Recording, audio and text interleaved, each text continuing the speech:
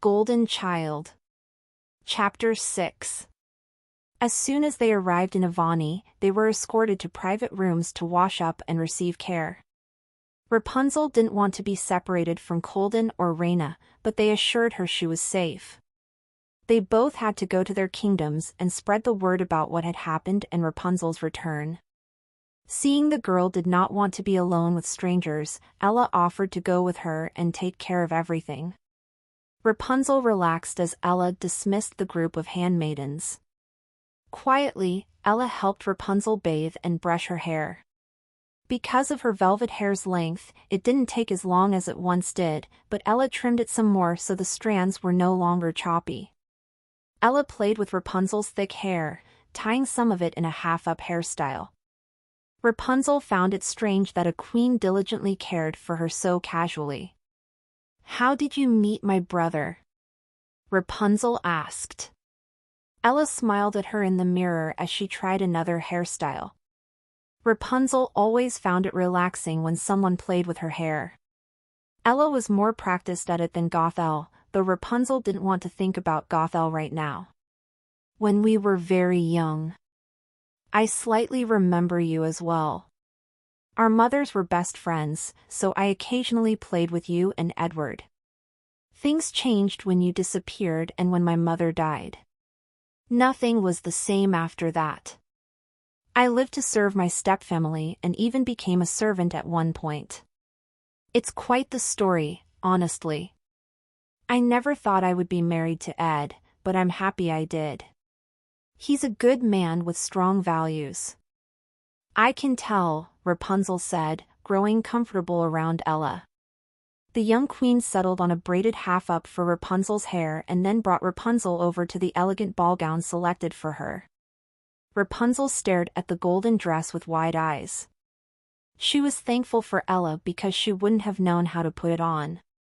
Once they both dressed in beautiful gowns, Ella's dress a light pink color, they twirled in front of a set of mirrors. Rapunzel admired the beaded embroidery shaped into leaves on the bodice and edges of the capped puff sleeves. Ella then added the final touch, a golden-leafed hairpin. Rapunzel finally realized that she was a princess at that moment and beamed at her sister-in-law. She had a brother and a sister. The door cracked open, and there was a stifled sob. The girls spun around, and Samantha stood in the doorway with tears in her eyes. Behind her, dressed in a suit coat, was Liam. He nudged his wife forward, and she swiftly raced to her daughter. The woman hugged Rapunzel, their wide skirts flattening against one another. Rapunzel melted as she felt the love pouring from Samantha's presence. Then Samantha looked back at her husband, extending a hand to him. Liam's lips quivered, believing he didn't deserve happiness. Yet, he embraced the two women he loved more than his own life. Ella noticed Edward at the doorway, and she walked to him. He put his arms around her, gently rocking her as they watched the scene.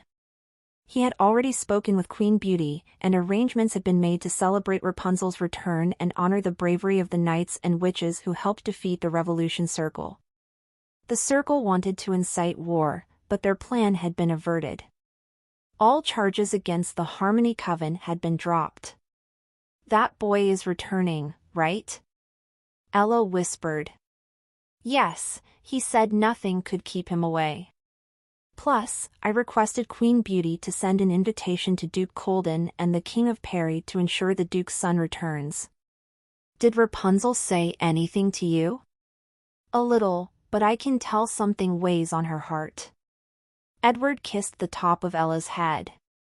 "Then, hopefully, she'll be able to open up to him at the very least."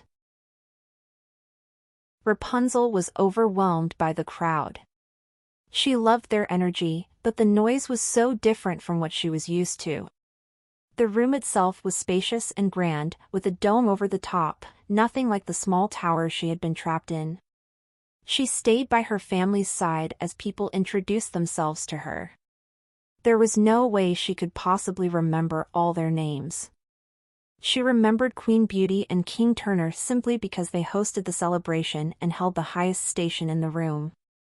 Finally, Reina arrived with her uncle, King of Una. Her pink hair was in a bun, and her dress showed the curves of her body while it sparkled every time she moved.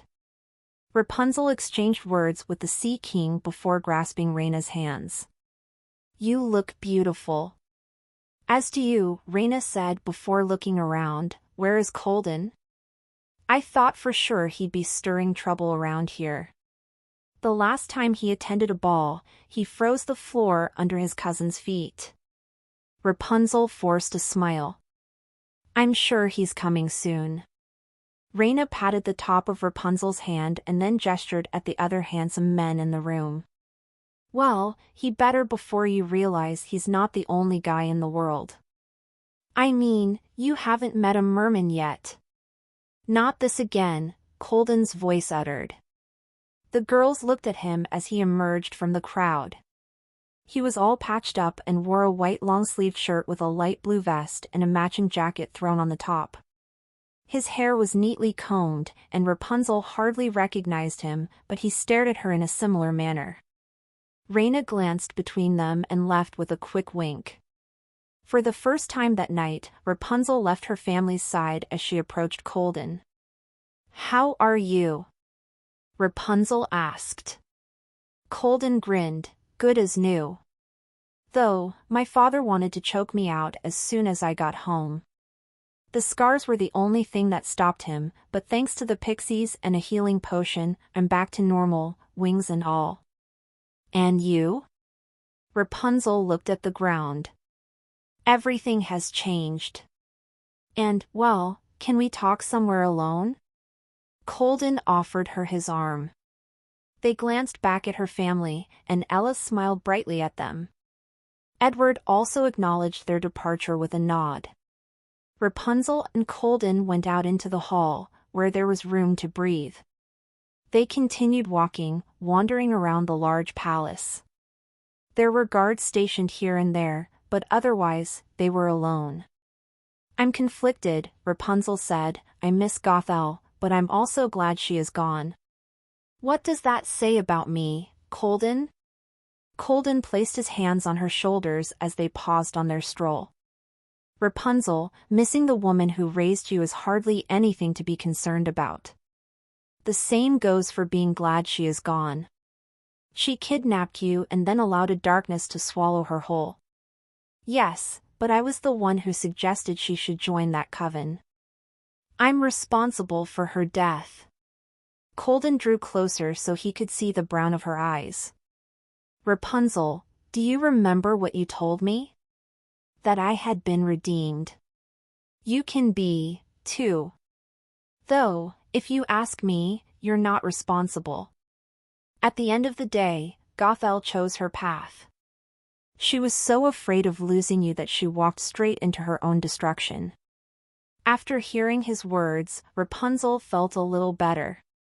She knew he had carried his mistakes for a long time, so they could relate in that way. She closed the space between them, hugging him tightly. He returned the gesture as he briefly lifted her off the ground. When her shoes touched the floor again, she dared to kiss his cheek as thanks. However, Colden had different plans. He turned his head so Rapunzel instead kissed him directly on the lips. She didn't know how to react for a split second, but then she went with it, and a strange feeling swirled in her stomach. Despite Gothel's warnings of broken hearts, she dreamed of falling in love. Every day, she wanted to find a forever companion so she would never feel alone. Colden broke away first. "Sorry, I just couldn't resist. I'll ask next time." "This means you love me, right?" Rapunzel whispered. He clicked his tongue. That's quite direct." "But yes, Rapunzel, it means I love you." Rapunzel smiled bashfully as she slid her hand through his hair. "Then you don't have to ask for a kiss." Colden chewed on his lip before moving in again. Rapunzel closed the gap, and she knew everything would be okay. This was a happy start to a new, thrilling life. Epilogue.